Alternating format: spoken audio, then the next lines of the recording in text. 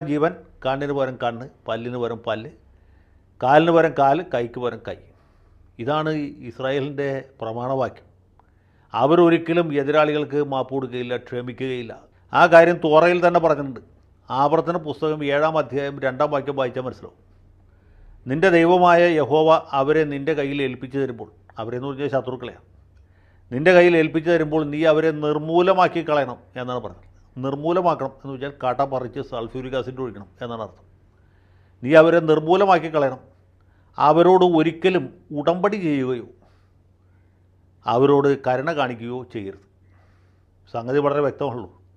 ഈ ഹമാസുകാരെ അല്ലെങ്കിൽ ഹിസ്ബുള്ളക്കാരെ, ഹൂതികളെ ഒക്കെ യഹോവ നിൻ്റെ കയ്യിൽ വെച്ച് തരും. അപ്പോൾ എന്ത് ചെയ്യണം? അവരുമായിട്ട് ഉടമ്പടി ചെയ്യരുത്. ഐക്യരാഷ്ട്രസഭ പല പ്രമേയങ്ങളും പാസ്സാക്കും. അല്ലെങ്കിൽ അമേരിക്കൻ പ്രസിഡന്റ് തന്നെ ആവശ്യപ്പെടും. ആൻ്റണി ബ്ലിങ്കൻ